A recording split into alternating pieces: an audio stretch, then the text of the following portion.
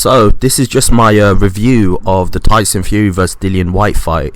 This is going to be a relatively quick review because the fight itself, there wasn't really too much to it. The fight itself was quite boring, to say the least. Apart from the knockout, apart from the first round where Dillian White came out as a southpaw, there's not much really to write home about this fight. Obviously, the referee had to constantly separate them because they used to keep getting into clinches and punching after the bell and punching while they were holding and doing rabbit punches and such. But the fight itself, there wasn't much to talk about. Like, Tyson Fury just decided to keep it long. He never wanted to engage with Dillian White, and then what he did was he just decided to unleash the uppercut, which Dillian White has always had a vulnerability to that uppercut.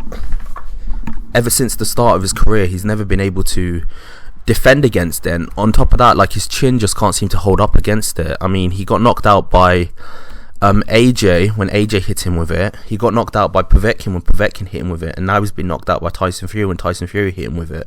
So either he's going to have to learn how to defend that uppercut, or he's going to have to learn how to avoid it, or he's going to have to learn, I don't know, he can't get his chin good enough to take it, because I think he's been knocked out 3 times by the uppercut now.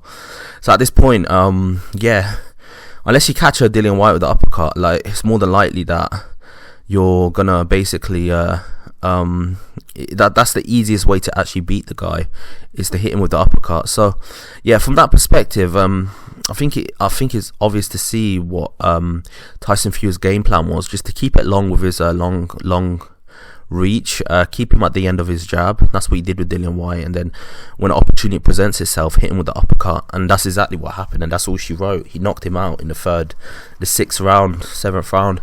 Frank Warren looked so happy after that happened. Like, if you see the thing about Frank Warren was absolutely loving it.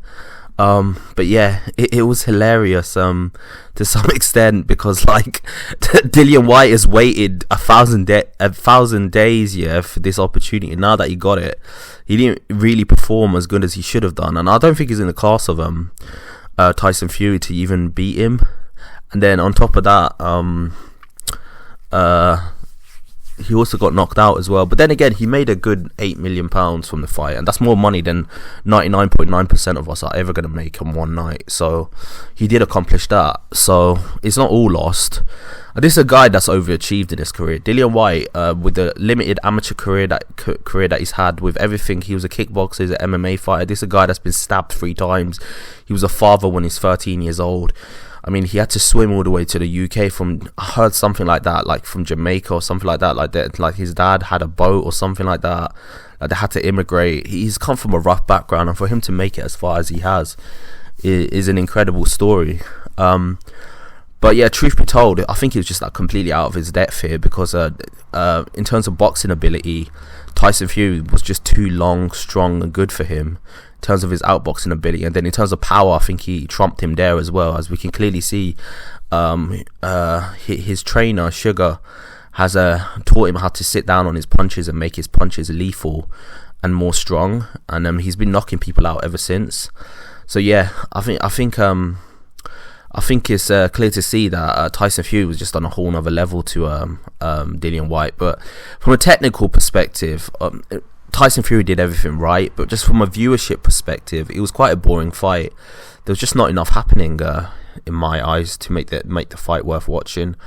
Yeah, it just wasn't that exciting from the perspective of actually seeing the fight live. It just wasn't exciting. Me and my friend was going to go to the fight, but I'm kind of glad we didn't now, because I don't think the fight was that exciting, apart from the knockout and post-fight interview. And obviously, Dillian White coming out as a southpaw in the first round, there's nothing much to say about the fight, and a bit of argy-bargy and, like, punching after the bell and holding and hitting and all of that stuff. There's not much to talk about the fight. It wasn't, like, that exciting or interesting. So yeah, that's just my opinion on the fight. Tell me your opinion. And I'm gonna make a video separately talking about where we go with Tyson Fury next. Tell me what you think, and like and subscribe to the channel. Got a lot more content coming for you next.